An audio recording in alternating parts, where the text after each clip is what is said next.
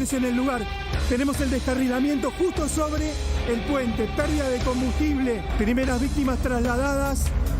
Desde el lugar las estamos evacuando. Bueno, en el lugar estamos evacuando víctimas. Desconocemos el número de víctimas.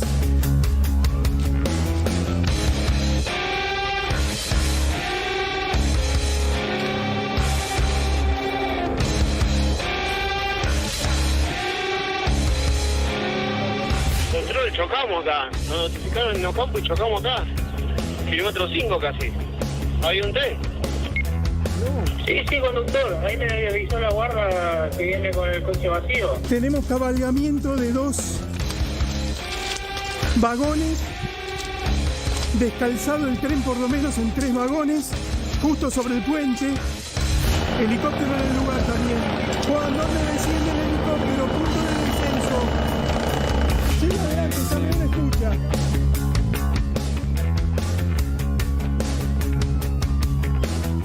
Ahí la auxiliar de Palermo te había dado la vía para el 53 porque ahí chocó con la liviana.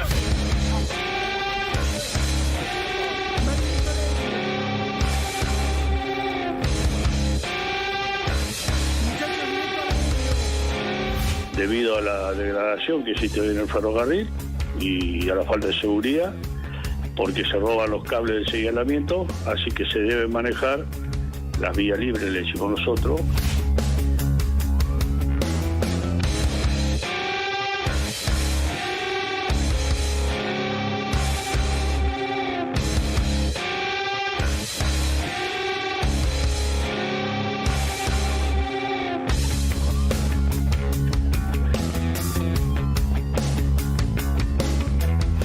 ¿Vos creés que el sistema ferroviario argentino no está en condiciones de funcionar? No, yo lo que te estoy diciendo es que están haciendo todo lo posible para meter a los privados dentro de las empresas estatales. ¿Incluso poner en riesgo la vida de la gente?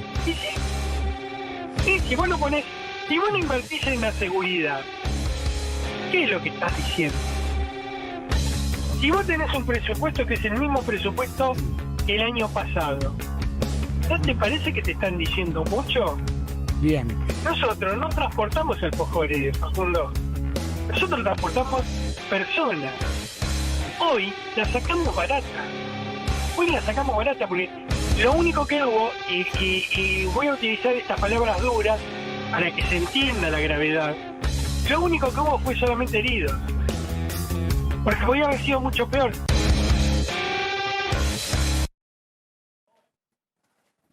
¿Qué tal? ¿Cómo están? Muy pero muy buenas noches. Arrancamos equipo de noticias, 9 de la noche, 3 minutos. En una Buenos Aires bastante fresca, 13,9 de temperatura. Bueno, la escena es la que ha recorrido señales de noticias durante toda la jornada. Un choque de trenes, que en la Argentina choque de trenes inmediatamente rememora momentos muy dramáticos, muy trágicos, y que inmediatamente también vuelve a poner 3 factores en el análisis: el rol del Estado, los trabajadores y los pasajeros en riesgo y sobre todo la regulación del funcionamiento de máquinas que van muy rápido, con mucha gente transportando mucha gente y que siempre requiere la mayor cantidad de recaudos posibles. Hace un rato nada más, Maxi Montenegro entrevistó a Omar Maturano, el secretario general de la Fraternidad de los Maquinistas, el gremio de los maquinistas. Y dijo 3 cosas, Omar Maturano, que me parecen sumamente importantes para el análisis de lo que viene. En principio, que hace meses están trabajando sin señalización. Hace meses trabajando sin señalización. En segundo punto, le preguntó Martín Angulo, y se dan muchas situaciones en las que hay casi choques, es decir, que se encuentra una formación con otra formación en la misma vía y que no termina en un impacto y por ende no terminamos conociendo la situación. Y Maturano le dijo, sí, es muy frecuente, se llaman semichoques, les decimos nosotros, entre los trabajadores del ferrocarril. Semichoques, y son frecuentes.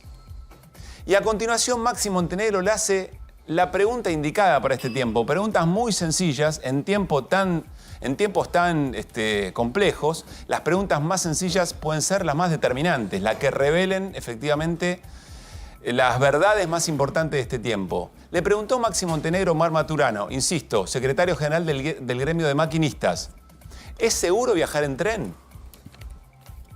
Y Omar Maturano le respondió que sí, pero por el factor humano. Es decir, ¿qué es el factor humano?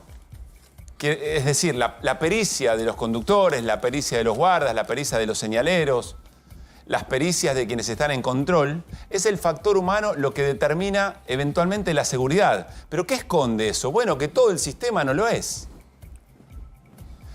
Insisto, para algo tan importante, tan determinante como una máquina viajando a mucha velocidad, con muchas personas a bordo, que el factor humano sea el determinante entre una catástrofe, entre una tragedia, entre un siniestro de proporciones como ya las conocemos en la Argentina, y que eso no ocurra, dice un montón de cosas. ¿Es la precariedad con la que trabajan en el ferrocarril los señaleros, los maquinistas, quienes están en control, responsabilidad de este gobierno o no? Definitivamente no. Ahora, pero si a esa precariedad, que desde hace mucho tiempo es denunciada por quienes conducen y manejan los trenes, se le agrega lo que están denunciando a esta hora los trabajadores y trabajadoras del ferrocarril, que hay desinversión, que hay despidos en áreas muy sensibles, que hay formaciones que están paradas porque se utilizan para desmantelarlas, utilizar repuestos para que anden otras, porque insistimos, porque no hay mantenimiento o el mantenimiento necesario, entonces ahí la situación sí involucra directamente a un gobierno que quiere correr al Estado en la regulación de cosas tan importantes. Y si prestan atención, hay críticas que le llueven al gobierno de todos lados, incluso de los amigos, fuego amigo podríamos decir, respecto de la no gestión. De la no gestión de cosas que habitualmente tienen que ver con situaciones cuyo deterioro se va viendo con el tiempo, pero que en estas situaciones se ven de inmediato.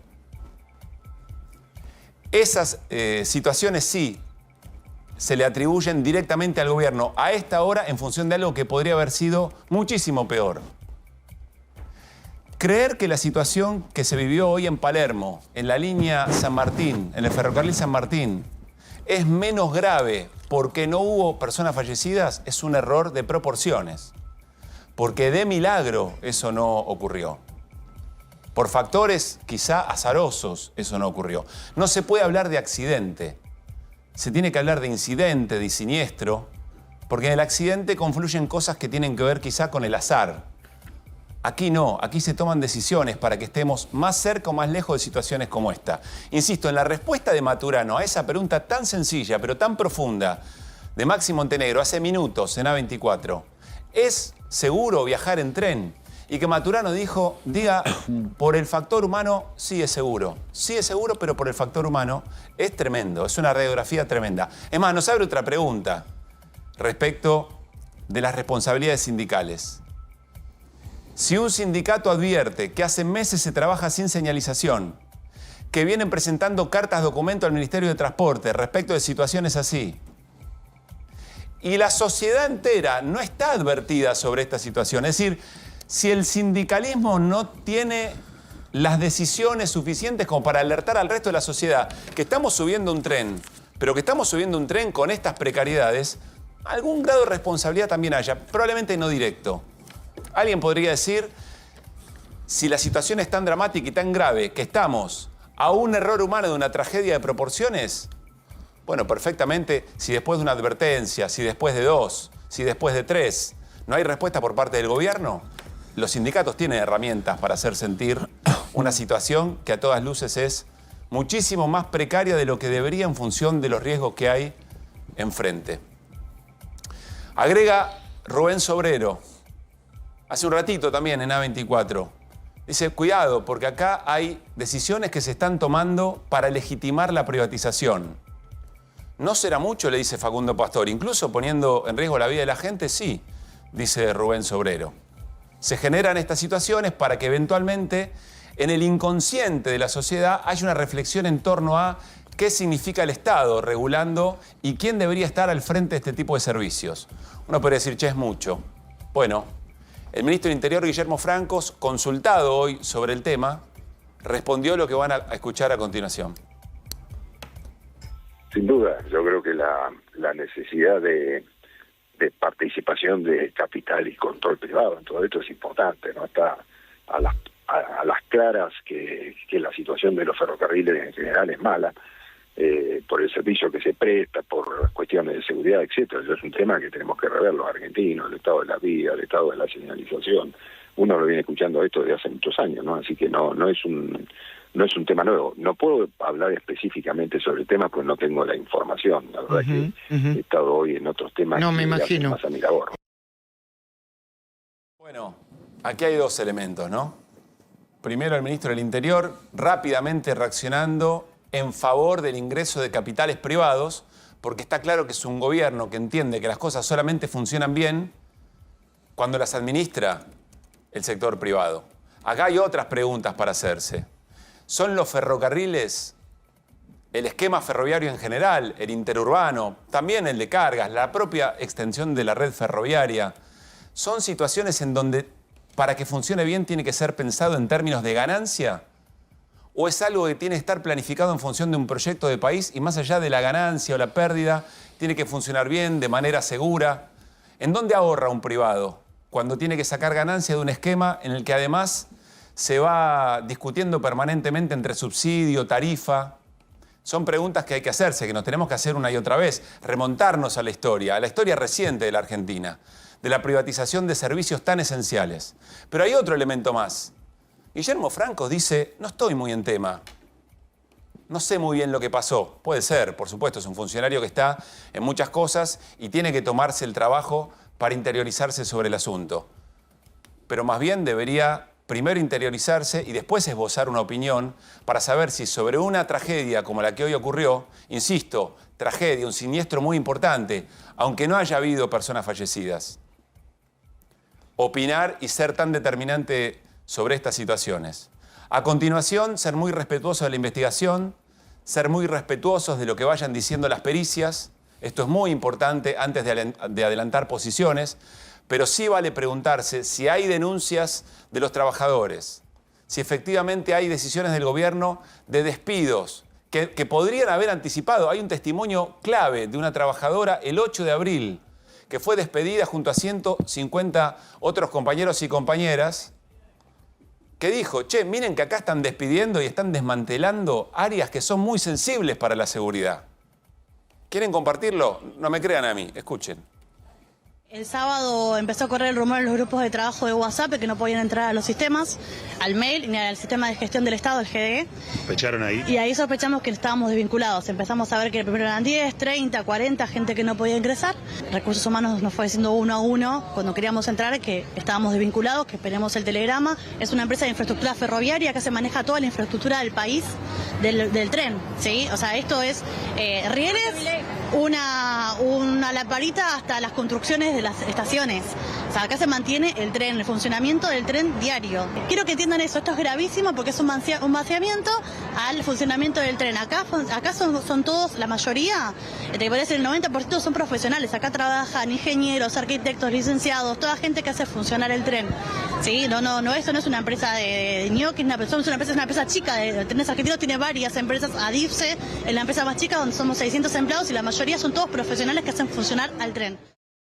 Natalia, la trabajadora que, insisto, el 8 de abril, no hoy a la mañana, no hoy a la tarde, no hace un rato, el 8 de abril, en el momento en que empezaban a llegar y veían que no podían ingresar a su lugar de trabajo, se daban cuenta que había despidos masivos, 150 despidos, y decía, che, miren que acá están jugando con fuego, miren que somos nosotros y nosotras las que hacemos posible el funcionamiento cotidiano del tren, entre ellas el tema de la seguridad.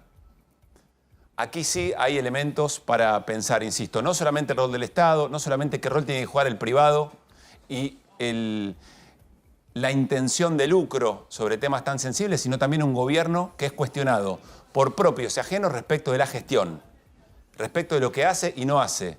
Un presidente muy interesado en la macro, pero cuando sus allegados, sus ministros, sus secretarios le acercan un problema que no tiene que ver con eso, el presidente dice, resuélvanlo ustedes. Nos vamos a ir en un ratito nada más. Estará con nosotros Martín Marinucci, ex titular de Ferrocarriles Argentinos durante el gobierno de Alberto Fernández, que hoy dejó definiciones muy concretas sobre este tema. Vamos a hablar también con él, porque seguramente hay cosas que no solamente tienen que ver el deterioro con el gobierno de Javier Milei. Nos vamos con Gonzalo Sorbo, está en el lugar del incidente allí en Palermo para ver últimas novedades. Gonzalo, en vivo, ¿cómo te va? Buenas noches. Pablo, buenas noches. Esto es lo que está sucediendo en este momento. Todavía están trabajando después de casi 12 horas de que ocurrió el incidente. Fíjate la imagen de policía científica arriba de una escalera, otros haciendo todavía tareas de investigación en la parte de arriba donde se encuentran las dos partes del tren, y también las personas que están abajo limpiando, porque hasta las 7:30 de la tarde aproximadamente cayó combustible del tren y tuvieron que tirar diferentes productos para que después los vehículos puedan pasar normalmente. Sin embargo, te voy a mostrar, Pablo, cómo está la zona, porque por diferentes lugares tenés todo fajado y también está cerrado el tránsito. ¿Qué es lo que va a pasar? Estos trabajos investigativos van a funcionar hasta mañana, y a partir de ahí, una vez que se terminan, las grúas que están en este momento estacionadas sobre Alcorta van a empezar a trabajar para poder sacar lo que está arriba de las vías del tren y poder seguir trabajando. A ver, yo te estoy comentando esto, que mañana empiezan las tareas para poder sacar el tren. ¿Cuánto va a tardar? Eso va a depender de en el momento que terminen las investigaciones y empiecen a mover las maquinarias que se encuentren sobre Alcorta. Sin embargo, una parte de la calle está abierta al tránsito. Durante todo el día estuvo cerrada, pero aproximadamente a las 7, 8 de la noche se abrió este carril para que puedan pasar. ¿Qué era lo que pasaba hace unos momentos? Claro. Había todavía dudas si se podía derrumbar este puente. Lo cierto es que los investigadores y policía científica confirmó que no es así, por eso están trabajando. Y en la parte del parque, vení, Rolo, acompáñame para este lado, vení. Porque también te voy a mostrar, Pablo, cómo está todo fajado en el sector del parque, para el lado de los bosques de Palermo, donde la gente no puede pasar. Las personas que vienen en bicicleta tratan de bordear esta faja. También está todavía dotaciones de Policía Federal, de bomberos, policía de la ciudad también están trabajando. Y ya te digo, las tareas van a seguir funcionando durante la noche. Sin embargo, las maquinarias estarán trabajando a partir de mañana. ¿Cuánto va a tardar todo este laburo? Todavía no lo sabemos. Sin embargo, Policía Científica está haciendo tareas de investigación y están limpiando el asfalto para que los vehículos puedan pasar correctamente a partir de unos días. Está bien, muy importante, Gonza. Todavía se están haciendo las pericias necesarias, el tiempo que eso lleve, y después poder, bueno, mover las formaciones para en todo caso despejar y tratar de recuperar alguna normalidad. Gonza, pensemos juntos. Si efectivamente el maquinista que conducía la formación creía que tenía vía libre, le habían avisado, incluso por papel, que tenía vía libre, hay que pensar, ¿no? Che, me estoy subiendo a un tren y esto es seguro. Es una pregunta que nos hacemos habitualmente, pero cuando ocurren situaciones así, mucho más, Gonza. Y fíjate que justamente uno de estas personas que estaba dentro de una de las maquinarias está internado y tuvo que ser operado, está en terapia intensiva en este momento. Pudimos hablar con uno de los médicos en el Hospital Rivadavia, nos dijo que está fuera de peligro, sin embargo va a tener 48 o 72 horas de post-cirugía para poder definir su salud y su correcta labor a partir de su recuperación. Bien. Gonza, lo último entonces, la zona más o menos recuperó cierta normalidad, el carril está reducido, pero ya es distinta a la escena de hoy temprano y durante la tarde. Totalmente. Fíjate que esta parte de Alcorta tiene dos carriles donde se divide, hay una bifurcación. Tenés la parte del lado derecho, la parte del lado izquierdo, que es lo que estoy mostrando ahora, donde están trabajando, tirando diferentes productos, donde cayó todo el combustible, donde se dio el impacto de ambas formaciones, es del lado izquierdo. En la bifurcación del lado derecho en este momento están los dos carriles abiertos, por eso pasan los vehículos, y tampoco hay peligro de derrumbe. Eso era algo que se debatía durante toda la tarde. Claro. Bueno, Gonza, gran trabajo, cualquier cosa estamos ahí de vuelta. Hasta luego. Bien, acompáñenme a la mesa de equipo de noticias. Saludo a mis compañeros, compañeras. Hernán, Melody, Fer, ¿cómo andan? Buenas noches. ¿Cómo estamos? Buenas noches. Y le damos la bienvenida, nos va a acompañar un rato del programa Guayme. ¿Cómo andas, Hugo? Muy bien, gracias. Analista político, consultor. Quiero hacerte una pregunta bien directa. ¿Cómo estás o cómo están evaluando la mirada o la reacción que tiene la sociedad frente a las tareas del Estado, la regulación, el Estado presente, Estado ausente, sobre todo quizá cuando ahora es imposible medirlo estrictamente, pero uno lo piensa permanentemente cuando se dan situaciones de estas características. Mirá, yo creo que hay, más allá que hay dos concepciones de Estado en la sociedad, unos que quieren un Estado más presente y otros que dicen un Estado más reducido, todos quieren un Estado eficiente. O sea, el que dice reducidos dice, porque hay mucha gente en el Estado que no hace nada, no porque no quieran que le den buenos servicios. Y obviamente que quiere el Estado presente, así que todo esto le complica obviamente a los que gestionan, porque la demanda y la mirada va a ser objetivamente sobre el gobierno. Porque hay un problema de gestión acá, está claro, porque si vos te dieron las advertencias y no estás poniendo dinero en obra pública, obviamente, y en infraestructura, obviamente estas cosas van a pasar. Pues sí, la lectura va a ser directa. Un gobierno que metió motosierra, que suspende obra pública, que despide, que desguaza organismos del Estado. Frente a esta situación va a haber una línea directa en la Sí, opinión hay pública. una línea, lo que no significa que eso desplome al gobierno. Quiere decir, cuando le pasó al gobierno de Cristina, la situación de 11 no desplomó al gobierno de Cristina. Son cosas que van horadando, van golpeando, hasta que hay un momento que eso avanza sobre el dique de contención. Pero no es que esto, entonces, ahora Milei se tiene que ir del gobierno. No, claro, estamos hablando de eso. Sí, uno se va preguntando cómo van mellando distintas situaciones. Me parece muy interesante el planteo, Hugo, de un Estado eficiente como superador de la grieta Estado sí, Estado no. Bueno, eso es algo que... Eso está presente, lo ven en la opinión pública. No, cuando vos haces los estudios cualitativos y hablás con la gente, es decir, hasta los que se regocijan porque se echa gente del Estado, porque hemos vivido, digamos, en entrevistas que la gente dice, muy bien, mi compañero que no sea nada, que se vaya, pero dice, no, pero acá, quiero que me bajes los impuestos y me des mejores servicios.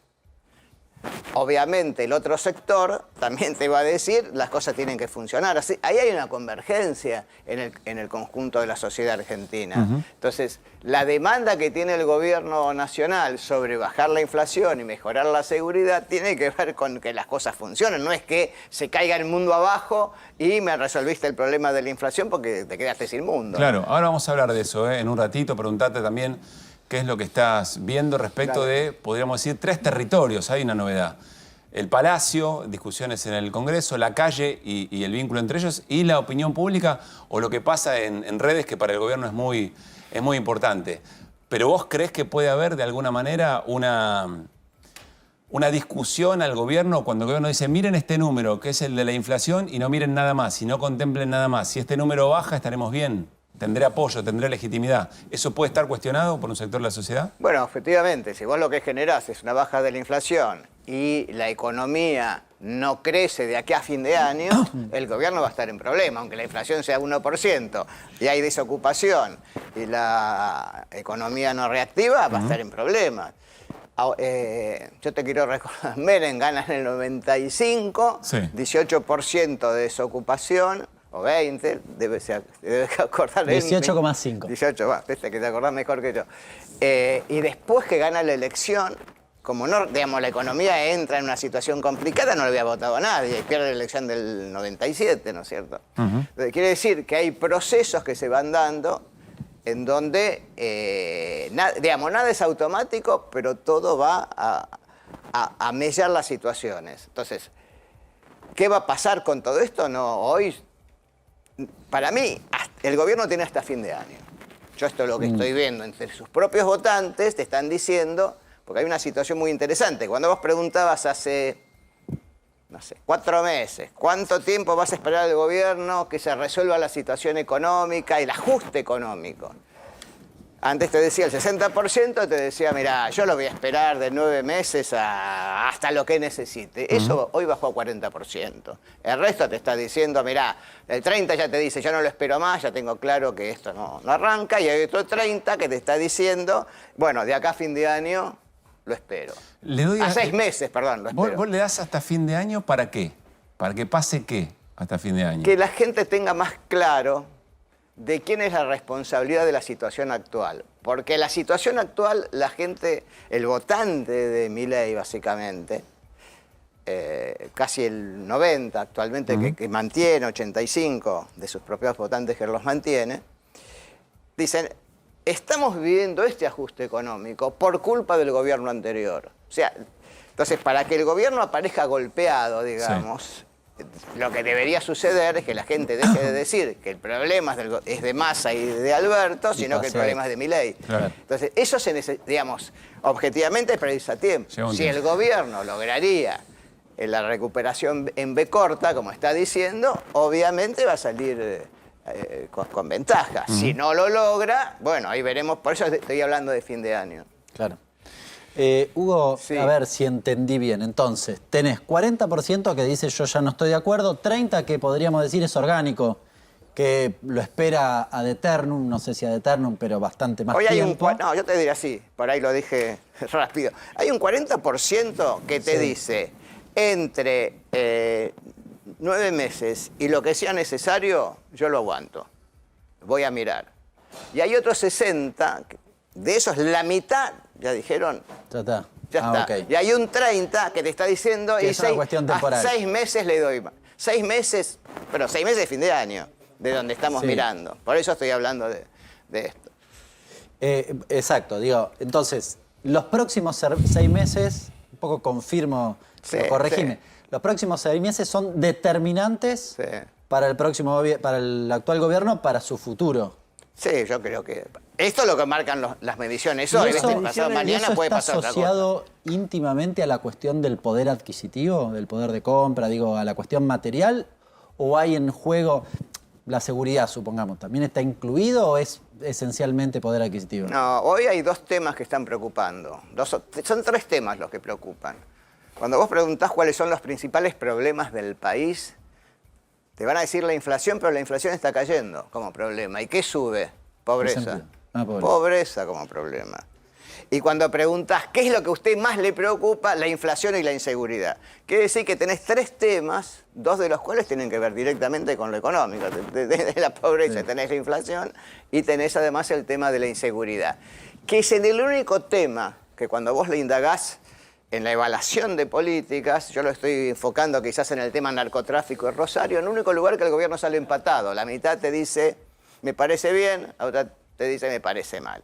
Cuando vas al resto de los temas económicos, las políticas sociales, ahí sale todo negativo.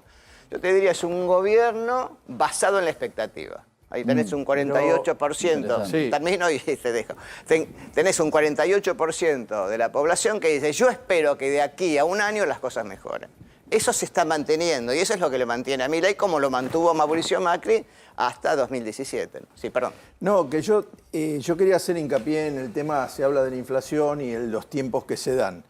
Yo tengo la percepción de que hay gente que ya recibió algunas tarifas plenas y algunos comerciantes y otros todavía no, porque recién ahora empieza la utilización que hay de la luz y del gas con respecto al otoño y el invierno, que se usa bastante más.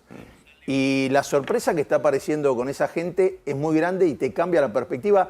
Y la gente no dice, cuando aumentan las tarifas, no dice exactamente aumenta la inflación. No es como lo ven como una cuestión de inflación, es como la nafta. Lo ven como una cosa directamente que hace el gobierno, ¿se entiende lo que digo? Sí. Porque dice, che, me subieron, usted tiene un negocio.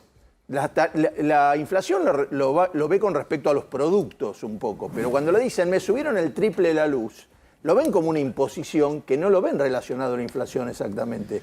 Y eso es lo que está pegando más hoy, más que la palabra inflación como venía antes. No, está bien, incremento de precios, se alcanza el bolsillo, uno técnicamente habla de esto. Pero lo veo diferenciado en el sentido de que la caída de los últimos puntos que se dieron en el último mes, cuando peguen las tarifas plenas, me parece que puede acelerarse esto de los tiempos que están diciendo. La gente dice 6 meses. 6 meses, pero el enojo que tienen algunos comerciantes, que seguramente votaron a Milei, cuando dicen, che, yo no voy a poder mantener un negocio que me llegue $1 millón de pesos de luz.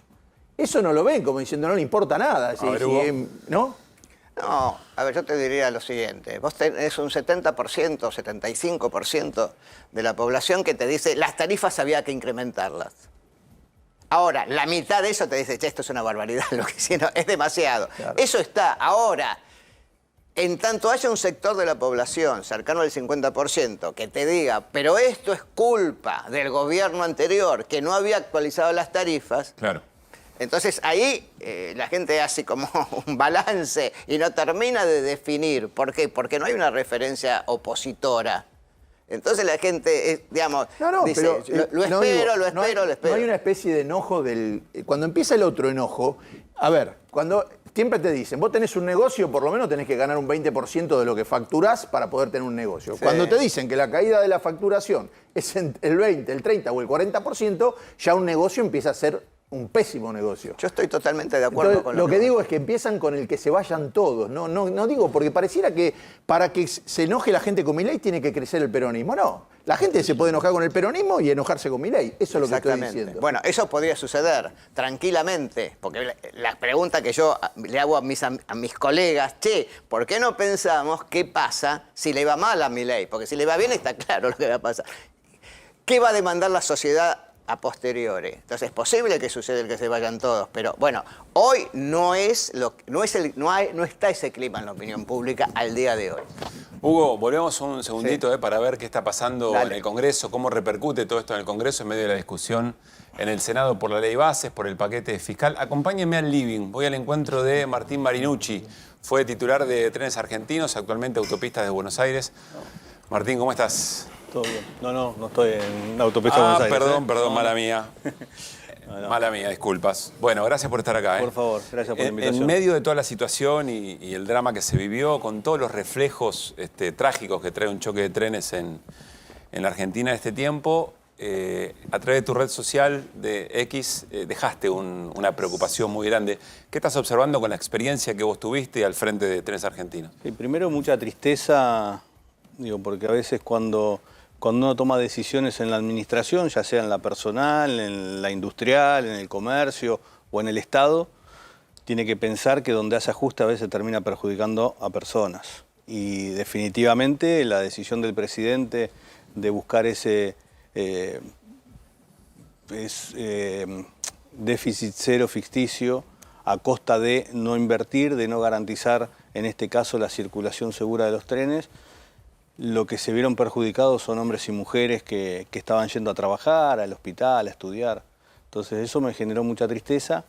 Y después lo que está sucediendo, esto lo hablaba con algunos colegas tuyos hoy, que definitivamente se ve como una repetición de lo que fue en los años 90 o previo a los 90, en el 89 precisamente, que era el desguace, la desinversión, la baja de valor al sistema ferroviario para que la empresa que venga le sea más conveniente, más barata o reciba más subsidio. ¿Pero eso en qué se ve hoy, Martín? Y hoy se ve en que de las 200 obras que habíamos dejado ejecutando... Vos podés comparar gestión con gestión. Pero absolutamente. A ver, nosotros cuando llegamos a la gestión no había obras de infraestructura, no había obras de mantenimiento. Se habían hecho algunas obras importantes en términos visuales, como era Retiro y Constitución, muy lindas, pero eso no garantizaba la circulación segura de los trenes, no se habían instalado los frenos ATS en las formaciones. Bueno, todo eso fue un trabajo planificado y ejecutado.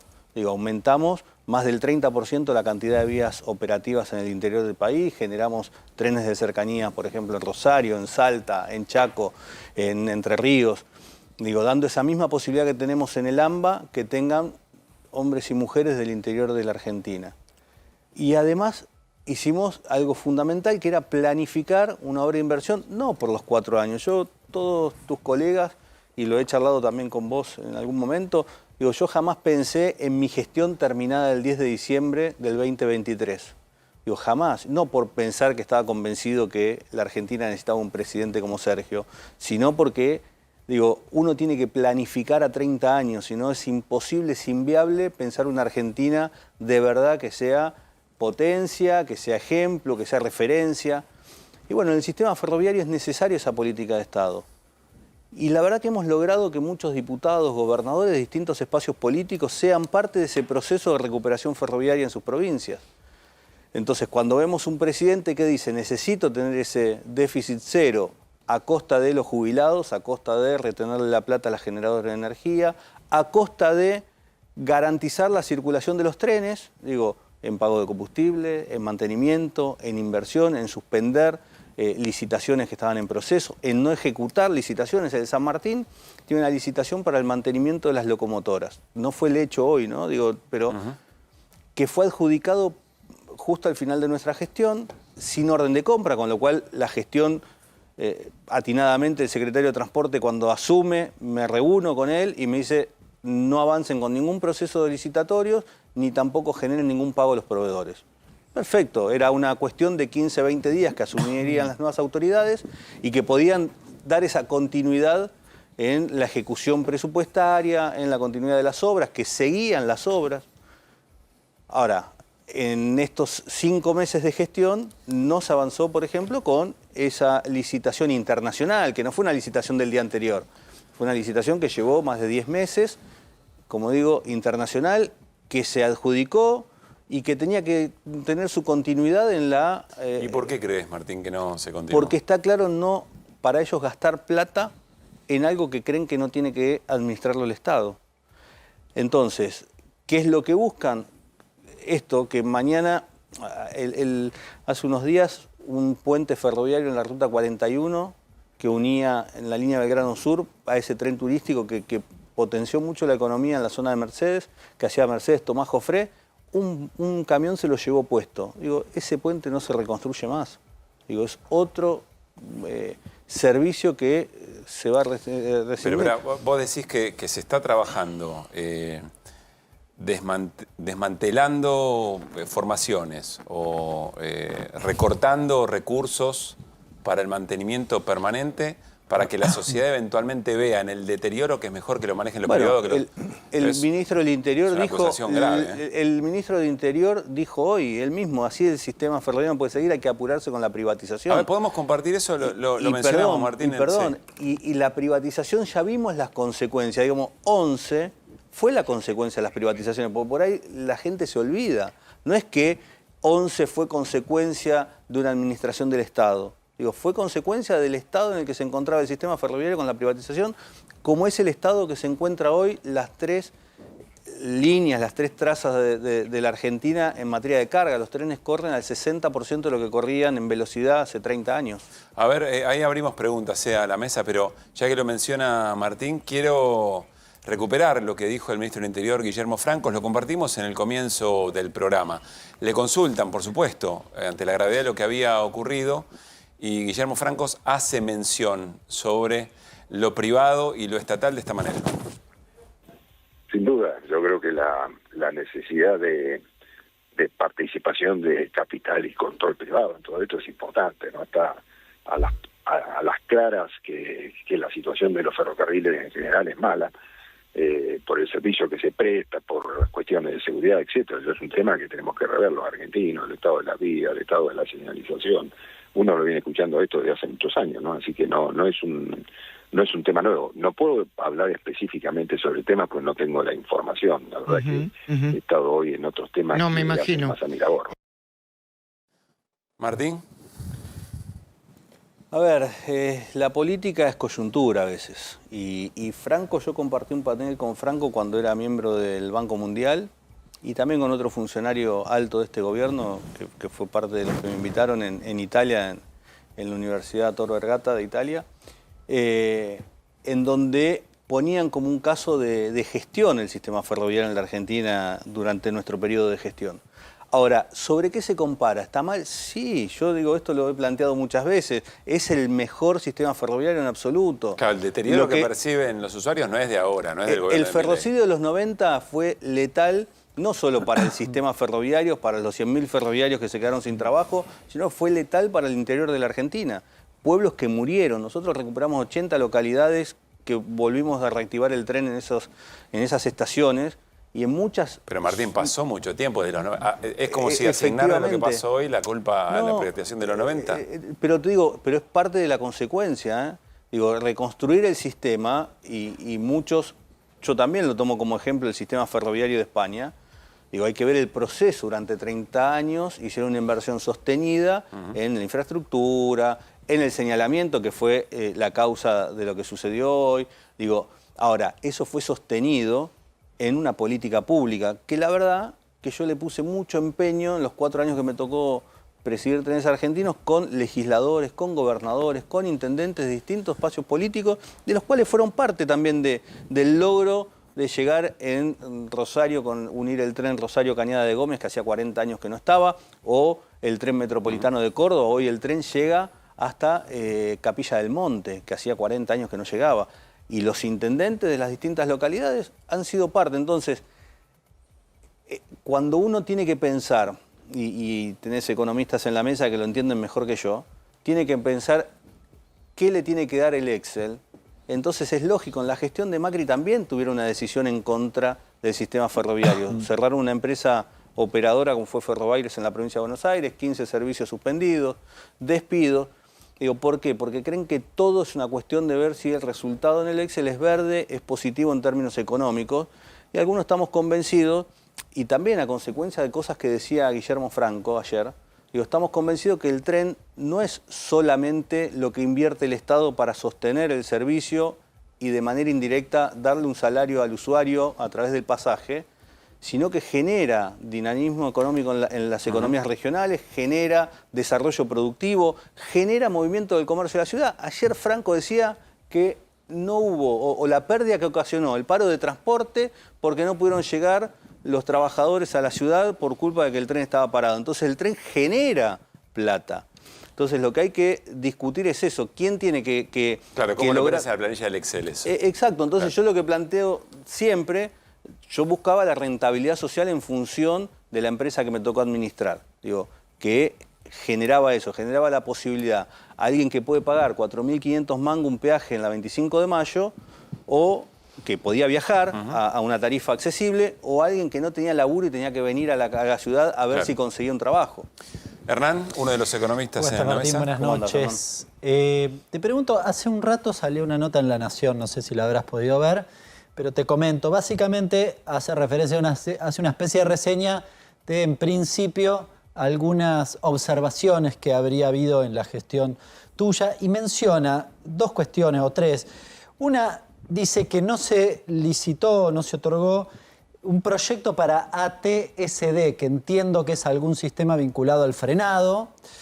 Agrega que hay auditorías de la Comisión Nacional de Regulación del Transporte, que por ejemplo no había registros de inspecciones. Después agrega una tercera, más de índole político, que dice algunas autoridades de transporte o de trenes continúan de la gestión anterior. ¿Cuál es la respuesta? A ver, la respuesta. CNRT es la Comisión Nacional que regula el transporte, todos los modos de transporte. Todo lo que se pudo avanzar en términos de circulación de tren es porque estaba autorizado. Digo, el caso más claro fue cuando logramos recuperar el tren, primero a Rufino, La Boulage, bueno, a Justo Dará, que en San Luis, y después logramos esos 400 kilómetros a Mendoza, en donde había discusiones, establecieron una velocidad de circulación garantizando la seguridad operacional a los pasajeros, y en el tiempo que corrimos ese tren, ahora ya lo suspendieron, no tuvimos un accidente. Entonces, con respecto a los contratos que decías de la otra parte de la nota. ¿DATSD o los bueno, la gestión anterior a la mía fue parte de un discurso, el tema de la ATS. La ATS, la verdad que lo terminamos de instalar en nuestra gestión. Están en el caso del Roca, en el caso de la Costa. ¿Qué es el ATS? Es un sistema de frenado automático. Bien. Que por lo que tengo de información, no lo tomen como certero, porque no tengo claro por qué el tren se había detenido, el que iba con el furgón. Aparentemente hay otro sistema que lo utiliza el sistema de carga, el Belgrano Carga y Logística, que establece, se llaman los OBS, que es un sistema similar, que cuando ve alguna cuestión de peligro, hace frenar la formación. Entonces no sé si eso fue que activó el frenado y al no tener el sistema de señalamiento activado, la formación que le dieron vía desde Retiro salió y no se le activaron los semáforos, por eso continuó. Pero digo, instalamos el 100% tanto en los ingresos a las estaciones como en toda la traza del área metropolitana, y en la gran mayoría, no me arriesgo a confirmar si en el 100%, pero en la gran mayoría de las formaciones, con lo cual es un sistema instalado. Y con respecto a los funcionarios, a ver, es cierto, tanto en ADIF, el actual presidente, hubo uno desde que me fui yo y después quedó uno que había asumido como director, era gerente, que viene hace 10 años o más, que es un gran profesional, que es Marcelo Kraxelman, que había llegado a Trenes de la mano de Florencio Randazzo en su momento, que estuvo conmigo en SOPSE, después fue conmigo a DIF, digamos, me tocó presidir las dos empresas, y que me parece un profesional destacado y que conoce la materia. Hoy es presidente, le propusieron continuar en la empresa con esa responsabilidad y está bien. Y en SOPSE está el que era gerente general mío de jurídico, que lo mismo, tuvo la propuesta, decidió ser parte de un gobierno en el cual, en lo personal, yo se lo dije, digo, yo no lo hubiese aceptado nunca y él le pareció un buen desafío. Digo, cada uno tiene la libertad, no solamente de trabajar, de militar, de estar transmitiendo políticas del que uno desea, ¿no? Fer. Mire, estas tragedias son paradójicas, ¿no? Porque se empieza a hablar de la desinversión del Estado y la falta de desarrollo en algunas áreas y paradójicamente enseguida se empieza a levantar la acción del SAME. Qué rápido que llegaron, sale Jorge Macri hablando del SAME, la acción que tuvo, qué rápido que evacuó todo, y es también el Estado, nada más que en uno es el Estado funcionando muy bien y con inversión, y en el otro es el Estado olvidado. Mi pregunta tiene que ver con lo que dijo el gremio y que él señaló, Pablo, en el comienzo, que realmente es algo... ¿Desde cuándo no andan las señales? Cuando usted estaba, ¿hubo una etapa que no andaban las señales o eso es posterior? Porque dice hace unos meses. Los meses no es lo mismo porque hubo un cambio de gobierno acá. El gremio, si no andan las señales, no sé si tendrían que hacer andar los trenes, porque uno no sabe a qué se está subiendo. Bueno, es bueno. Yo valoro muchísimo el trabajo que hace el SAME y comparto, lo administra el Estado y seguramente se invierte mucho dinero en sostener ese equipo de profesionales y tan necesario sobre todo para las situaciones de emergencia. Digo, entonces, el tema de las señales, Martín, hace más de 30 días que están con ese inconveniente, no solo 10. Ahora, me pasó en mi gestión un montón de veces, robos de cables permanentemente, reforzábamos la seguridad en determinadas zonas o sucedía en otro lugar. Ahora, ¿qué hacíamos? Inmediatamente reactivábamos el protocolo de renovación o de reemplazo de los cables para garantizar el sistema de señalamiento. Perdóneme.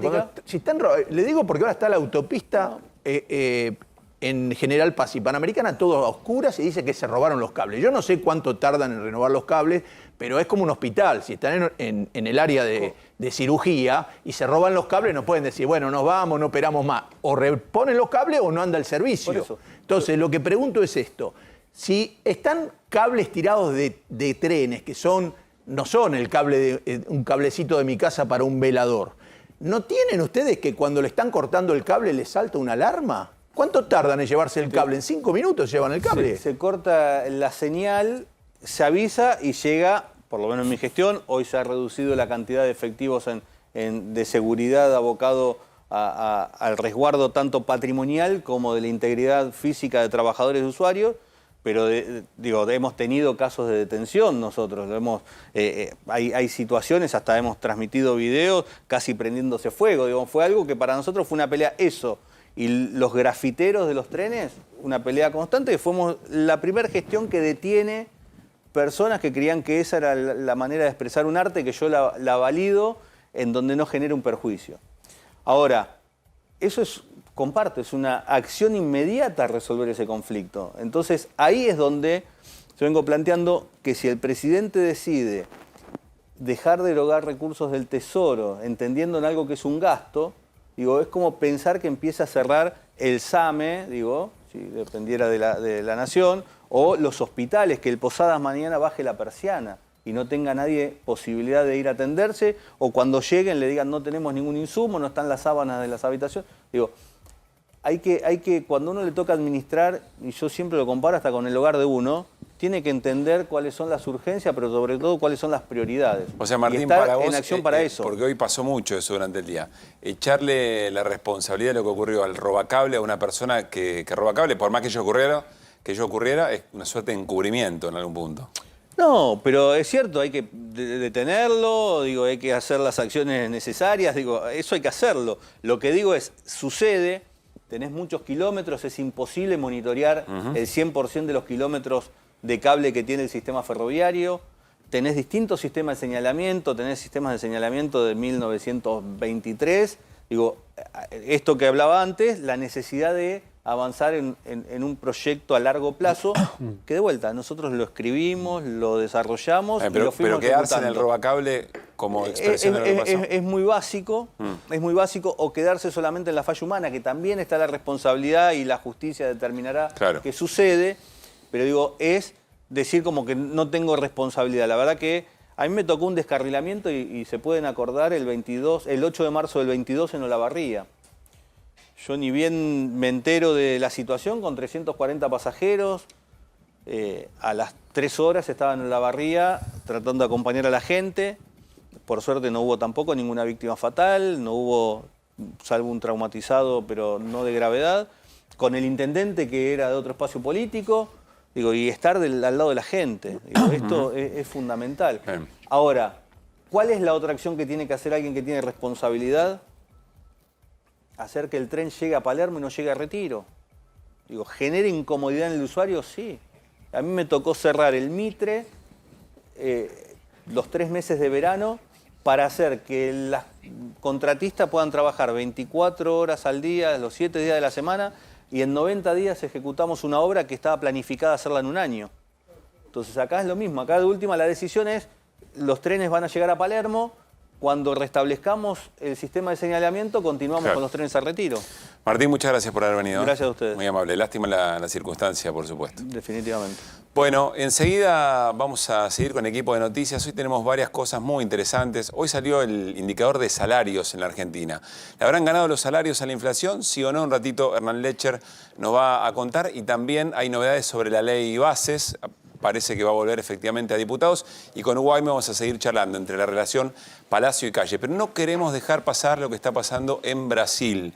Las inundaciones, nivel calamidad, según lo dijo el propio presidente de Brasil, Luis Ignacio Lula da Silva. Tenemos este informe para compartir con ustedes que produjo nuestro compañero Alejandro Pueblas. Aquí, tremenda las imágenes y la narrativa de Ale Pueblas. Estamos todavía con Hugo Aime. Gracias, Hugo, por aguantarnos un cachito más. No quiero cerrar la conversación con vos en este viernes sin preguntarte, después de semanas que han sido de mucho diálogo entre la calle y el Palacio, la calle y el Congreso, decisiones muy importantes que se están dando ahora en el Senado.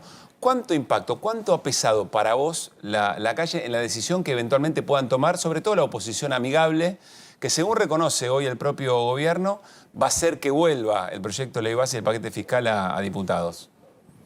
No, yo creo que pesa la calle y pesa también una discusión sobre la idea de país, ¿no? Porque por más que sea amigable, digamos,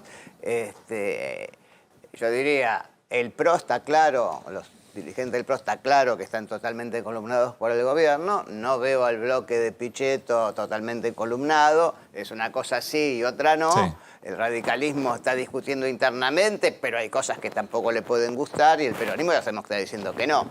Entonces, la calle juega, sí, también juegan las ideas de los hombres. Además hay que pensar que en el Senado no todos responden a sus gobernadores y en los diputados tampoco, porque vienen, hay que pensar que vienen no de la última elección, también vienen de la elección anterior, sí, claro, ¿no? Entonces, es decir, que tenés una mezcla que permite, digamos, de que haya disenso dentro del Congreso. Te pregunto lo de la calle porque ¿cuál es el mensaje del gobierno sobre eso? De hecho, el propio Milei lo dijo abiertamente. Miren qué grande seré, que todos los que se tienen que juntar para hacerme frente. Ayer habló el gobierno hoy del paro general más débil de la historia de la Argentina. Es decir, hay una suerte de acá no pasa nada. Aunque llenen muchas plazas, no es representativo en este tiempo. Están haciendo política como en el siglo XX. Yo me guío por lo que dicen las redes. ¿Está equivocado el gobierno? ¿Tiene razón el gobierno en pensar así? Está pasando algo. Hay un informe de una consultora ad hoc justamente que está mostrando que el gobierno está perdiendo la iniciativa en redes, ¿no? ¿Por qué? Porque ¿perdiendo la iniciativa? Sí, está perdiendo la iniciativa. Está perdiendo solamente el centro. Es decir, hay una... hoy lo ves en las encuestas y en las redes también está. Vos pasaste de un momento en donde estaba el gobierno, un sector del votante opositor y otro sector, digamos, de la sociedad que estaba como diciendo, y no sé muy bien qué opinar sobre el gobierno. Yo te diría que a partir de abril, después de la marcha universitaria, como hito, digamos, yo veo una sociedad totalmente polarizada. Están los que apoyan y los que no apoyan, ¿no? A tal punto que tenés, bueno, lo está mostrando la Universidad de Itela, no mis mediciones, que hay una caída en la confianza al gobierno, y eso vos lo ves, que hoy el gobierno tiene un 45% de aprobación y un 50% de desaprobación. Grandes números, 50 para un lado, 50 ¿Esa polarización para otro. antes no estaba? No, porque había un sector de alrededor del 20% que decía todavía...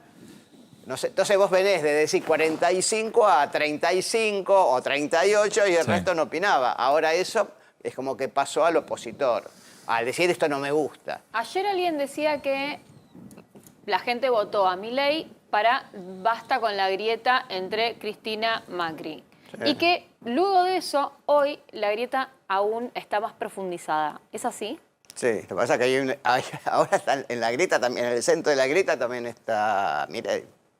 Ah, eso es una novedad. Es decir, Milei se mete en la grieta. Macri, claro, porque digamos, Macri no está, entonces vos tenés los que ya quieren... Yo digo, están los que quieren al peronismo y no lo quieren, y los que quieren a Milei y no lo quieren, y en el medio hay un sector independiente que mira la película. Está bien, pero ahí hay una novedad, porque vos decías, bueno, alguien que viene de afuera para resolver este empate en grieta que tenemos en la Argentina, que no nos permite avanzar, el rechazo a los dos gobiernos, de uno y del otro, viene alguien que es de afuera. Vos lo que estás viendo ahora es, Milei ya es parte de la grieta. Sí, yo no puedo decir que sea parte de la casta, estoy diciendo... No, digo, de una manera de ver la realidad en términos de grieta. Esto me gusta, esto no me gusta. Eso está claro. Y estoy diciendo, el votante de Milei, porque él tiene un 30 de originales, ¿no? El resto está diciendo que lo que yo intenté decir al comienzo, te doy hasta fin de año a ver qué pasa. Te estoy mirando, ¿no es cierto?, a ver qué sucede. Entonces... digamos, Milei está en el centro, pero está en el centro de la polémica también. No es que está conduciendo y los demás van atrás o no hacer nada, no.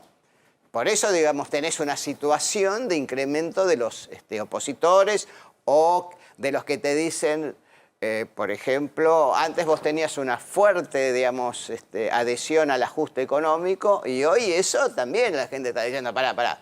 Está bien el ajuste, yo entiendo que es necesario, pero como decíamos con Natalia, me parece que se te está yendo la mano. Te voy a dar un poquito más de tiempo, pero bueno. Hugo, la última para cumplir con nuestro compromiso de horario. Si fueras asesor de la oposición, vos le dirías, espera a un deterioro aún mayor con la sociedad y ahí aparece, o entrá a jugar y empezá a canalizar con una voz opositora más férrea en la escena. Es un problema, ¿no? Porque, ya digo, la oposición tiene que pensar por qué perdió. Quiere decir, el peronismo, porque son los que perdieron, tiene que pensar por qué perdieron, ¿no es cierto? No se perdieron solo por Alberto. Pasaron cosas. A lo mejor tienen que empezar a mirar qué pasó ya sobre el final de 2015 para entender que la sociedad está demandando un cambio. O sea, cuando uno trabajaba en las campañas, uno en las provinciales, en la nacional, uno escribía, ¿no? Che, la sociedad está demandando un cambio. Después, ya ven, terminó en Milei el cambio, pero digamos, no es que Milei nació de un repollo. La sociedad ya en el 2021 le había dicho que no al peronismo, está bien, no había votado a nadie, entonces no fueron a las urnas. Y después en el 2023 dijeron, che, no va más, ¿no? Entonces me parece que la respuesta sería, la oposición debería pensar nuevas formas de ser oposición. Hugo, y hasta que no las tenga, no intervenir, porque la va a ligar. Y no debería repetir lo de siempre. Gracias por haber venido, en serio. No, por favor. Bueno, nos vamos a ir a una tanda. Enseguida estamos con la mesa, muchos temas para compartir. En un ratito, modo viernes, pero también con mucha reflexión sobre el momento de la cultura, de las políticas culturales. Viene Carlos Belloso.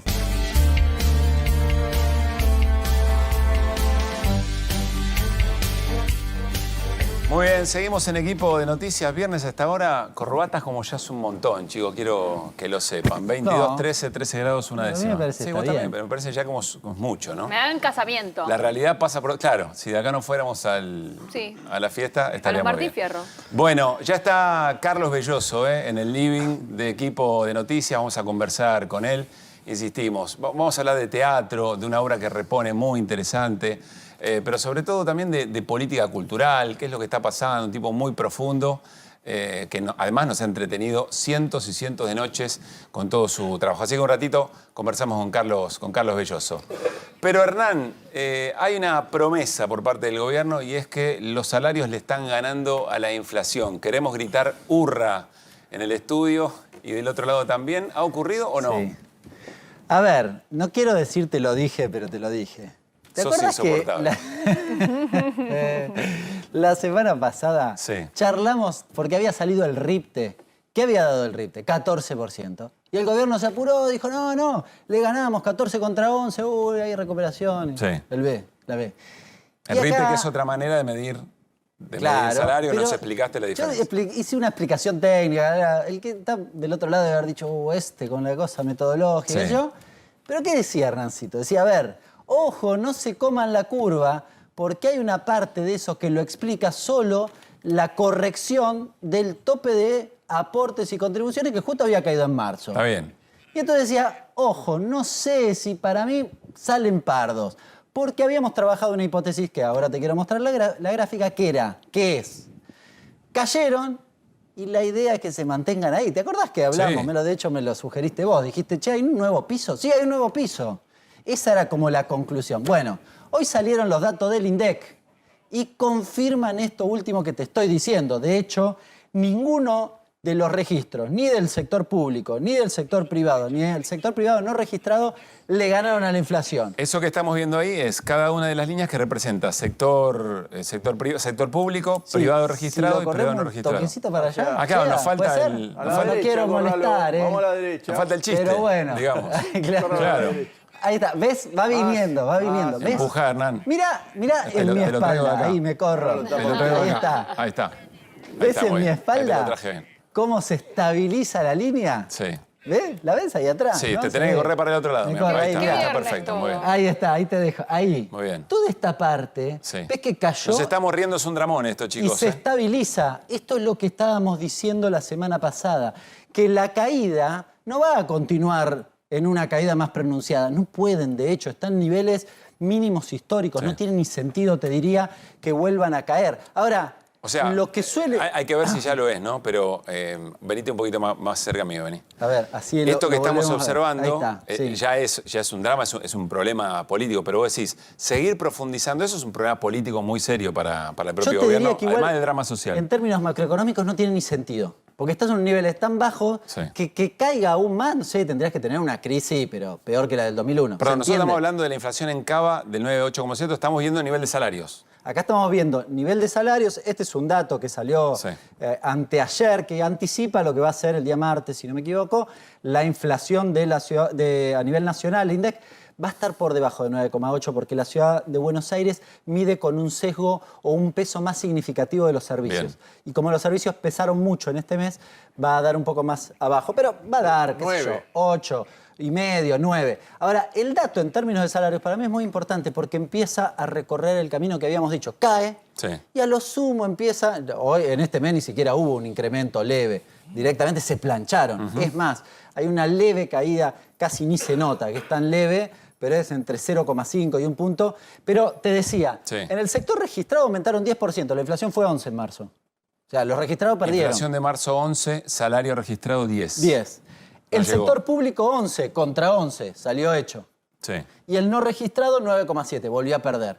Ahí tenés un poco las conclusiones. Bueno, el registrado lleva 13 puntos abajo, el promedio está casi 20 puntos abajo, el público está 21 y no se ve, el no registrado está en 30. Bien, el promedio te da más o menos 20, pero me parece que el dato es este, porque si ahora ves la gráfica decís, pará, no se ve ninguna B corta, no hay B corta.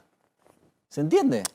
Vos decís, tendría que haber una B corta en salarios para pensar en una B corta en la recuperación económica. Sí, o al menos para que, lo que decía Hugo Aime hace un ratito, para que la gente empiece a ver que la realidad, el esfuerzo que ya hizo, tuvo algún sentido.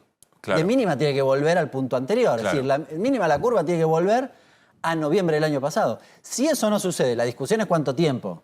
¿No? Eso sucedió, estamos viendo los últimos 3 meses. Lo que Hugo nos decía también, hasta fin de año te doy.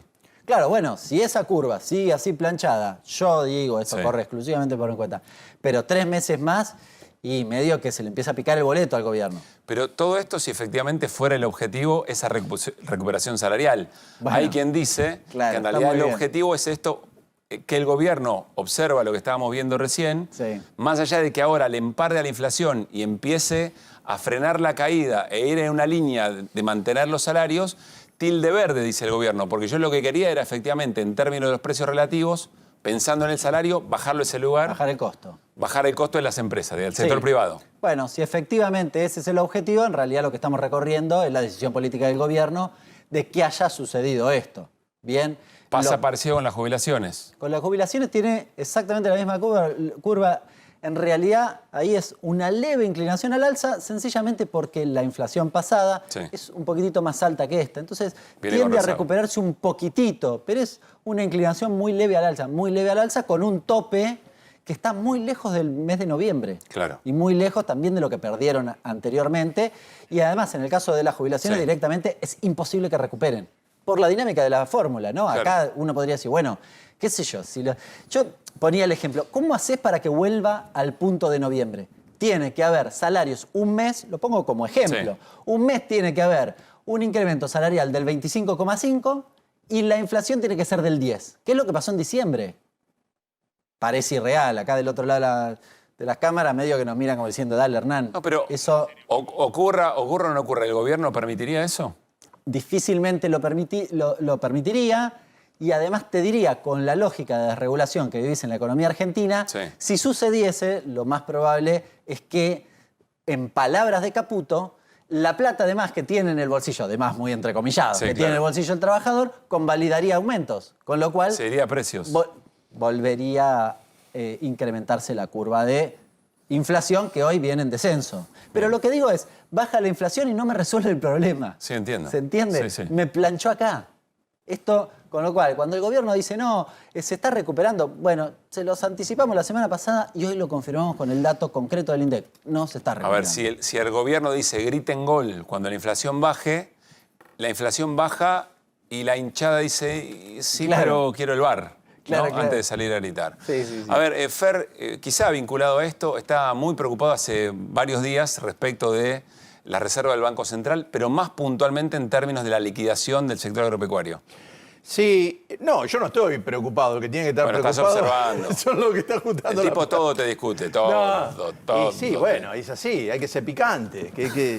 No, yo lo que no estoy preocupado, estoy viendo, porque había mucha gente que, digo, cuando hay un retraso cambiario, como Sí. está viendo en este momento, uno empieza a ver, para saber si es genuino que se convalida ese precio del dólar, en cómo van las liquidaciones del agro y las liquidaciones de las mineras y las petroleras. Porque entonces uno puede decir, bueno, realmente se supone que el precio del dólar va a ser este durante bastante porque están liquidando. Claro.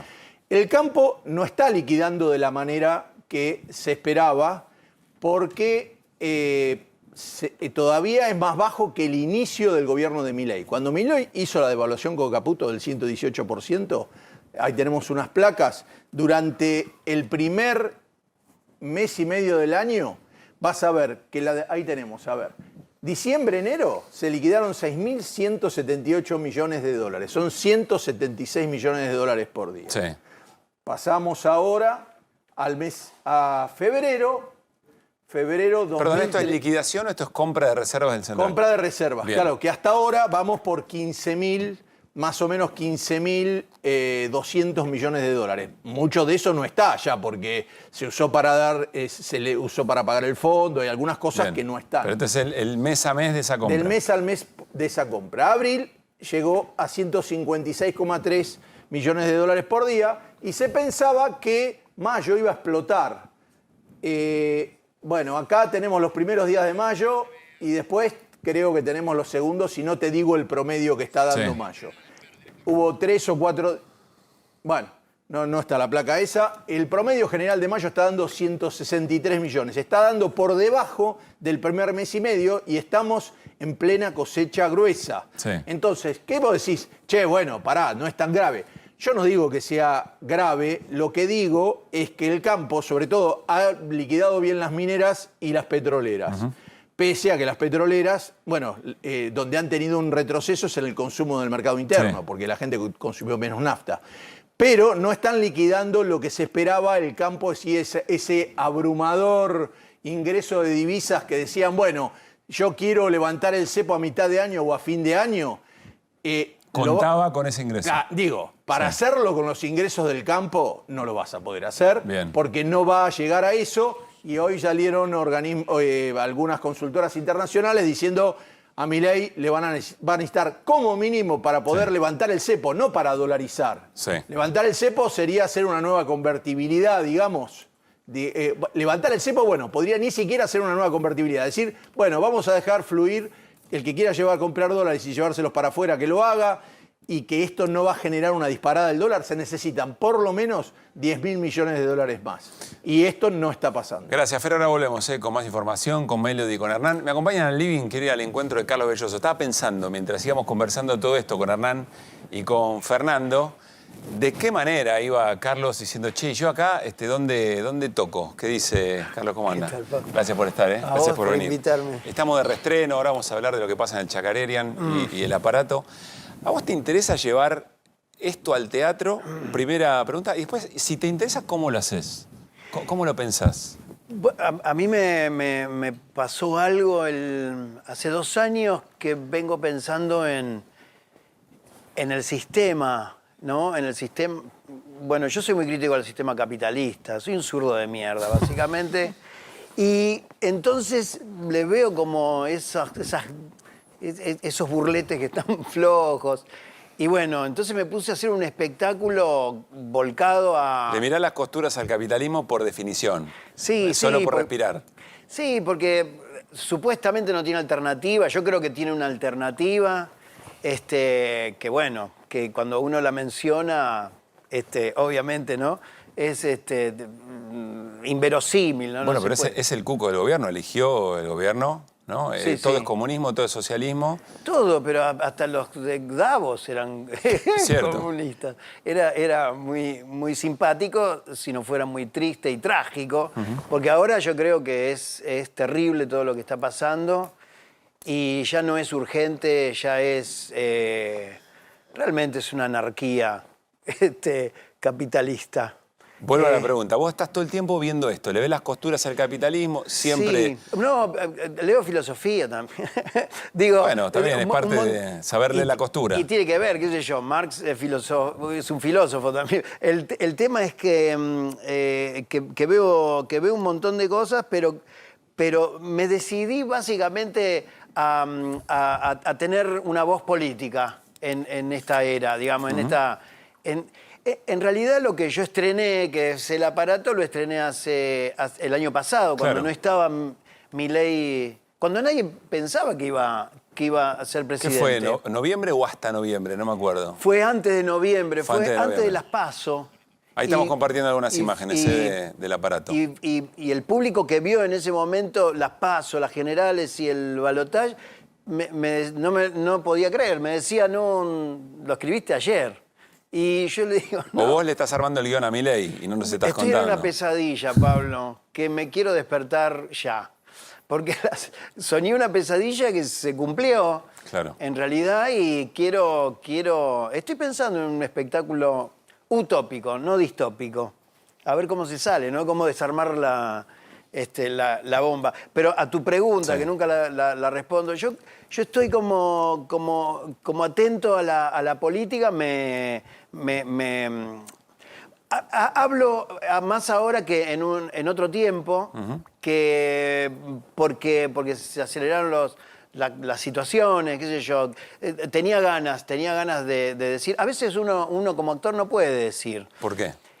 Porque está condicionado con, qué sé yo, con distintas cosas. Cuando uno dice algo y piensa algo político, ya se pone de un lado, obviamente. Es difícil ser neutral. Es difícil no tener no sé, analizar como desde un dron la situación. Pero espera, nosotros, a ver, no estamos todos y todas todo el tiempo de algún lado. Después uno tiene honestidad intelectual para observar Sí, pero y para uno no trabajar. lo dice tanto y entonces después cuando uno habla y dice, ay, no te metas en política, en el barro de la política. Uno es un ciudadano y quiere decir ciertas cosas y las va a decir. Y ahí es otra cosa. Últimamente yo estuve diciendo que como no lo voté, yo quiero que este gobierno se vaya ahora. Entonces empecé como a decir algunas... Desestabilizador, golpista. Golpista, de todo, sí. pero hay tres mecanismos que son constitucionales, que es el juicio político, paro indeterminado y movilizaciones en la calle. Son mecanismos constitucionales que uno los puede usar. Y para mucha gente soy golpista. Y en ese sentido, cualquier cosa que diga va a estar formando parte del murallón de humo para no ver lo que está pasando realmente, que los grupos concentrados, las multinacionales están saqueando todo y con la ley bases va a ser, digamos, el vacío total. Ahora, Carlos, este gobierno particularmente señala, y sobre todo tiene muy en claro la batalla cultural, la menciona mucho, la debe haber estudiado mucho el presidente. Sí. Menciona a Gramsci, habla con mucha propiedad eventualmente sobre la batalla cultural. Y entiende que eso no puede ocurrir, o que si hay referentes, formadores de opinión, que por distintos motivos llegan a mucha gente, muchas audiencias, muchos públicos, muchas personas, son un riesgo. No tenés miedo de que te señalen. Ha pasado con mucha gente en este tiempo. Sí, yo básicamente tengo ganas de hablar. No sé si tengo miedo. Tengo más ganas de hablar que de miedo. Y al mismo tiempo yo creo que sí, que al confrontar, al ser un gobierno que confronta, no te queda del otro lado más que confrontar. Porque, ¿viste cuando uno dice, bueno, y esperemos que el gobierno entienda las necesidades de la gente? Yo no me puedo imaginar a este gobierno tratando de empatizar con la gente que tiene hambre, con los jubilados. No me lo imagino. Entonces, al no imaginarme eso, hay que confrontar. Las instituciones están totalmente vacías. La Cámara Baja, el diputado lo demostró, es como que está cooptado. Un diputado dice una cosa y después vota otra. El Senado es el límite. Yo creo que si el Senado aprueba la ley bases, yo creo que no quiero decir muchas cosas porque si no, pero no queda otra que levantarse. Levantarse de una siesta o levantarse de una pesadilla, ¿no? ¿Qué pasa con tus compañeros y compañeras? ¿Hablan mucho sobre esto? ¿Ves que discutís quizá Sí. con parte de los elencos con los que ahora estás haciendo anipersonal? Pero... Sí, no, pero yo vengo hoy vine del sur. Estuve grabando una serie en San Martín de los Andes. Ah, mirá qué bien. Y sí, se juntan actores de distintas... Y discuten, charlan. Sí, charlamos mucho. Se tensa. Charlamos mucho, a veces se tensa, pero nos agrupamos lo que pensamos igual. Al mismo tiempo hay como medio como formas frías, digamos, de encarar conversaciones. Pero sí, está álgido y está... No se puede negar que la calle está picante, que la calle está con un ánimo bajo. Los precios, las tarifas, cuánto pagás de alquiler este mes, bueno, es desastroso. Cuánto te cuesta el colectivo, qué sé yo. Esas cosas surgen como la mecha que después, bueno... Es claro. una charla acalorada, ¿no? Pero ahí hay algo que aparece, pero que después la discusión es cómo lo interpretás, ¿viste? Si esto tenía que pasar, esta es la única que había. Es decir, si se le da sentido al ajuste o al sacrificio. Bueno, eso es lo que se está discutiendo. Yo iba a decir la militancia, no milito en ningún lado, pero digo los que pensamos de una manera. ¿Cómo encaramos esto? ¿Cómo encaramos? ¿Confiamos en la justicia? Confiamos en las instituciones, confiamos en nuestros dirigentes, salimos, ¿cuándo salimos? ¿Es necesario el paro? ¿Es estratégico? Se habla mucho, pero estamos perdidos como la mayoría y yo creo que esa pérdida es porque las instituciones están vaciadas. Y al mismo tiempo un gobierno, yo no quiero endilgarle a Milei porque es todo un conjunto de personas que están haciendo todo lo posible para destruir el país, pero que mienten descaradamente y te dicen una cosa, dicen otra, el vocero dice otra y al mismo tiempo desmienten el ministro del Interior, cosas que afirma después Milei que desmiente el vocero, o sea, es cualquiera. Anda falto de definiciones, Carlos, ¿no? En general. Ahí volvemos. Quiero hablar también del aparato, de lo que se reestrena en el Chacarerian. ¿A partir de mañana? ¿Mañana mismo? A partir del miércoles. El miércoles, perdón. Sí, el miércoles. sí. Bueno, pero Hernán, Melody y Fer tienen preguntas. Hernán. ¿Qué tal, Carlos? ¿Cómo estás? Buenas noches. Te pregunto, vos recién hacías una descripción de un poco de la situación social, el aumento de precios y demás. Y en general las encuestas dan algo así como el 85% de la gente dice tuve que recortar gastos, es decir, la estoy pasando mal, pero el 50% aprueba la gestión. Te pregunto, ¿no le crees a las encuestas?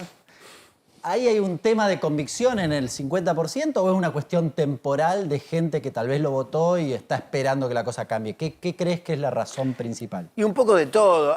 Las encuestas son medias distractivas, mentirosas. No es algo concreto. Por otro lado, yo creo que ya se terminó si aprobás, no aprobás.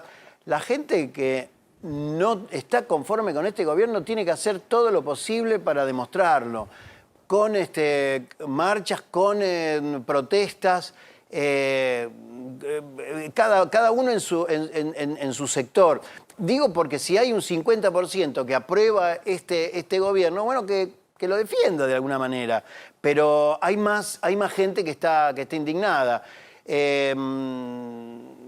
No sé, a mí me parece que es un poco de todo, pero llegó un límite. Me parece que llegó un límite.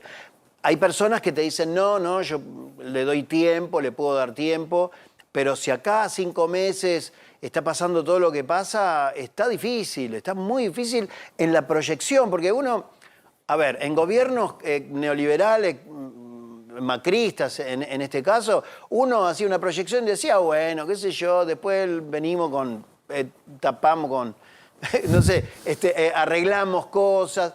Están destruyendo todo.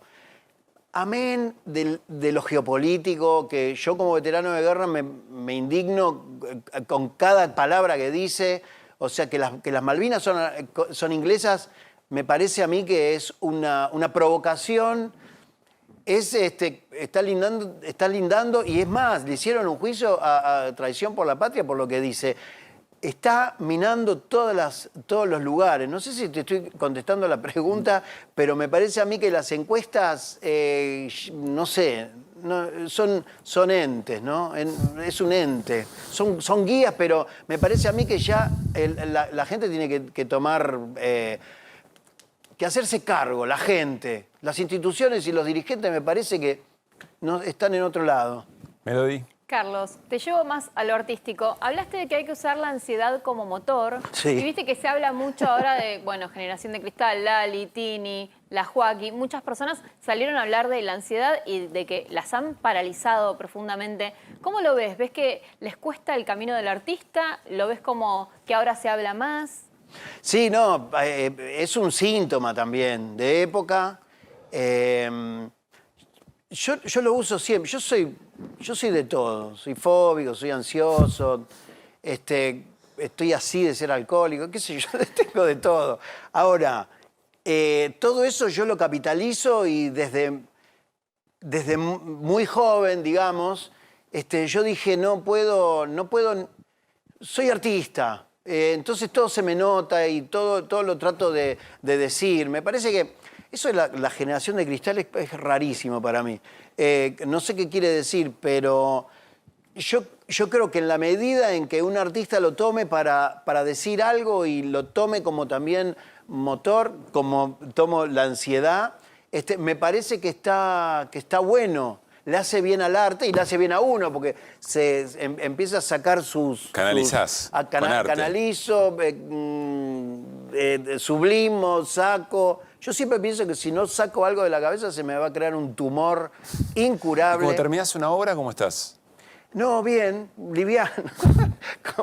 como cuando uno termina de hacer No, algo. a veces nosotros terminamos ahí arriba. Es como que hay Bueno, una sí. adrenalina muy puesta en juego, nos cuesta un poquito bajar. Sí. Y en tu caso que vos decís, bueno, todo esto que soy, esta bola de cosas que recién mencionaste, son mi motor para. Y cuando termina la obra, ¿qué? Bueno, es conocido que los actores se van a comer y se van a tomar después de la obra. Quedan ahí.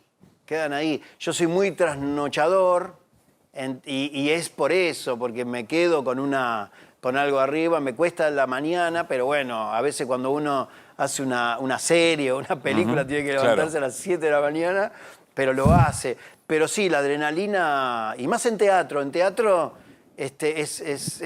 y aparte es como una droga, porque probás la adrenalina de la actuación y no querés que te la saquen más. Fer. A ver, mucha gente dice, che, financiar el Inca y darle plata a los artistas mientras hay hambre es secundario, pero resulta que le cortan también el alimento a los comedores y le sacan la plata a los jubilados, es decir, que eso no corre. Claro. ¿No? Mucho no corre.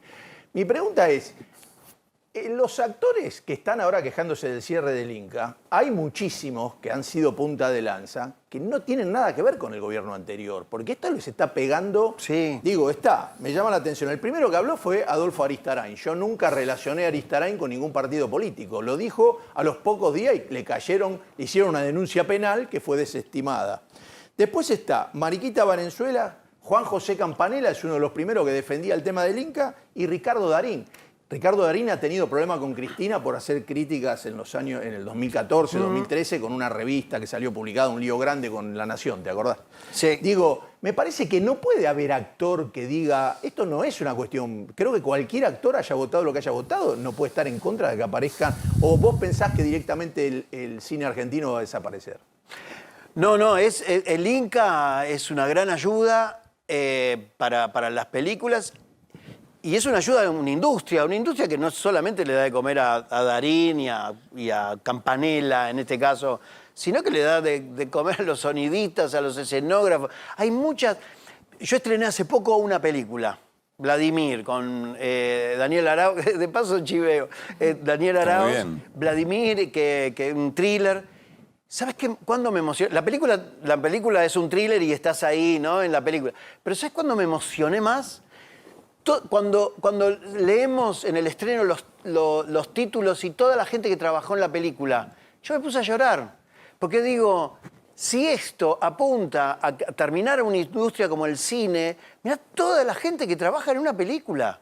Y me puse a llorar en ese momento. El thriller no es para llorar, el thriller es para ponerse tenso. Pero te conmovió eso. Me conmovió muchísimo la gente que podría quedarse sin trabajo. Como también me empatizo con la gente que se está quedando sin trabajo, con la gente que se va a quedar sin trabajo, con los pobres, con los indigentes. No es corporativa tu emoción o tu sí, a veces conmoverte, digamos. me llaman específicamente qué pasa con el Inca y yo le digo, mira, antes de hablar del Inca tenemos que hablar de todo, porque todo sector está bombardeado, todo sector está provocativamente siendo lastimado. Y me parece a mí como que no lo tenemos que permitir, ¿no? No sé, reflexiones. ¿Cómo te llevas con quien votó a Milei? Digo, por esta carga de mucha tensión, muy efusivo.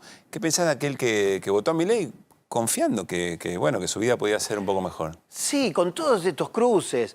Gente que quería un cambio nuevo, que quería un cambio, digamos. Gente que por odio vota cualquier cosa. Y yo lo veo que es lógico que pase, pero que también sería lógico que ahora reaccione, porque si votaron algo que no es, que sean sinceros. Esto no voté que se muera mi tía sin su remedio oncológico. Yo no voté que la gente muera de hambre, que suba en 5 meses la pobreza y la indigencia y la inflación, y después me digan, no, está bajando la inflación y ni siquiera llegamos a los últimos números de Massa. O sea, Me parece a mí como que hay que ser sincero también. Le digo, al que votó a Milei, bueno, por algo lo votó, pero al mismo tiempo que sea sincero ahora si quiere seguir con Milei. Digamos, seguir con Milei, ¿qué implica para mí? Tratar de salir a manifestarse en contra de ciertas políticas y empatizar con la gente. ¿Y vas a decir algo, Fer? Sí, no, te quería preguntar un poco en este sentido. Vos hablabas de las explicaciones del gobierno respecto de las cosas que hace. ¿Lo habrás visto a Adorni en las conferencias diarias? ¿Qué te provoca? Sí, no, es raro porque no existe. Es como algo que dice que no es y al mismo tiempo cuando vos pensás que es, alguien lo va a desmentir desde el gobierno. Es un vaso comunicante extraño donde es otra bomba de humo. Porque a veces me encuentro hablando de Adorni cuando tendríamos que hablar sobre los grupos concentrados y las multinacionales que no paran de ganar plata en la miseria. Entonces me parece que es algo más para la bomba de humo y para que estemos hablando de Adorni, que estemos hablando de la pelea con Lali, de que estemos hablando con... Y no hay algo concreto para mirar y decir, este es el problema. Entonces son problemas superfluos. Es un problema que se mienta. Pero me parece a mí como que tiene que... No sé, me parece que no existe. ¿Cuánto señuelo? Totalmente. Como un señuelo. Sí. ¿Cuánto teatro hay? Por ejemplo, en esas conferencias o en otras instancias. Te pregunto esto porque Jorge Duati me enseñó el concepto de transteatralidad. Es decir, llevar cosas del teatro a la vida corriente, digamos. Claro. ¿Cuánto teatro ves en la política? Yo creo que el político es el más teatral de los humanos. Primero porque es esta cosa de decir algo que tiene que cumplir y cuando no se cumple, qué artimañas hago para que eso encaje en lo que yo prometí y no fue. Está el caso también de si yo decía lo que iba a hacer, no me votaban. Sí. Bueno, qué bueno, ¿cómo me actuaste de bien que te llegué a votar? Yo no lo voté igual a Méndez. Pero digo... la teatralidad en el político es algo increíble, pero está en todos los estamentos, digamos, todos los humanos están actuando, ¿Haciendo un personaje? Haciendo un personaje. No sé, mismo, qué sé yo, la actuación para mí es algo maravilloso. Yo elegí una profesión, un oficio, no sé qué es, una actividad que me sorprendo cada vez más y la amo, ¿no? Hay detalles. Yo ahora estoy hablando... por ejemplo, a ver. Yo estoy ahora hablando con vos y por el rabillo del ojo veo cosas, veo movimientos. No como Milei que se pone loco, pero digo, veo movimientos. Y entonces estoy siempre como armando una estrategia para ir a ese lugar, para haber escuchado algo que no tenía que escuchar, para escuchar algo que tenía que haber escuchado. Entonces uno va como complementando todos los datos para después dar una actuación. Pero en la actuación misma, arriba del escenario, pasa lo inverso. Cuanto más verdadero es uno dentro del personaje, o yo siempre digo Hamlet, cuanto más verdadero es y más estás hablando de algo muy profundo que te pasa a vos, Carlos Belloso, como persona, sí. Y lo pasás por la voz de Hamlet, más verdadero es el personaje y más mentiroso soy. Qué buena paradoja. Bueno, lo escribieron. Diderot escribió un libro maravilloso que se llamó La paradoja del comediante. Vos decís, me esfuerzo en lo cotidiano para ser un personaje y construir escenas, pero cuando estoy en el teatro, en el momento en que dejo de serlo y soy más yo, es cuanto mejor estoy actuando. Sí, el mecanismo no varía tanto tampoco. Lo que sí hay como un estado de gracia. Yo estoy iluminado arriba del escenario, el público está a oscuras, está abajo, el actor está arriba del escenario. Hay como algo de yo quiero escuchar y ver esto, y entonces ahí en ese estado de gracia uno sabe que está mintiendo y cuanto más verdadero el personaje Muy bueno. cierra. Me acaba de explotar la cabeza con esto, Sí, Cifer. no, te quería preguntar, vos, tus personajes y algunos que también te buscan de acuerdo al physique du rol, lo que vos lográs, todo. Algunos Sí, siempre de tus personajes psicótico. eran, sí, al borde de lo psicótico. Y mucho de lo que vos contás también, esto de yo soy casi un alcohólico que me gusta la noche, qué sé yo. Pero a la vez, cada vez que se te entrevista, yo nunca te vi, a otros actores sí lo he visto en el borde, digamos. Y vos siempre a la vez das un nivel de cordura en tu relato. ¿Nunca te pasaste del otro lado? ¿Nunca tuviste etapas de bajón mal o siempre estuviste ordenado, digamos? No, sí, la locura en mi vida es un tema importante, porque tuve familiares con locura y es duro.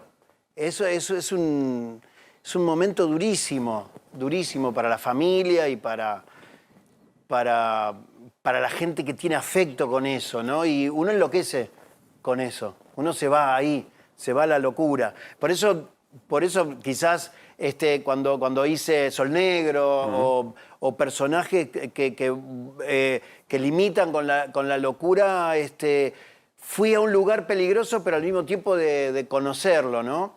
Y yo paso por todo eso. O sea, también me deprimo y también soy ansioso y fóbico, pero mi profesión me permite llevarlo por ese lado y la creación teatral. La creación teatral para mí es como que resume todo, ¿no? ¿Qué de todo esto llevaste al aparato? Que la escribiste vos también, contémosle a la gente. Sí.